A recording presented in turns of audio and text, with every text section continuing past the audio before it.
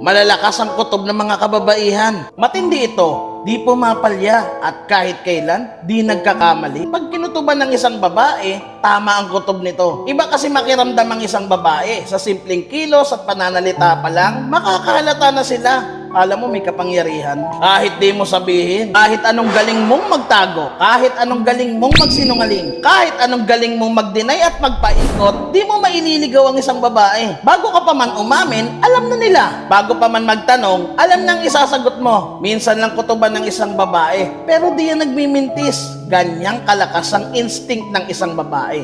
Pero bakit may mga babae pa rin niloloko? Kung malakas ang instinct nila, bakit hinahayaan pang lokohin sila? May mga babae lang talagang pinipiling manahimik at di pinapakinggan ng kutob dahil sa sobrang pagmamahal. Wala. Kahit ramdam na nila, di na lang nila iniinda kasi mas nananaig sa puso nila ang pagmamahal. Sana mali ang kutob nila. Ang hirap pala maging babae.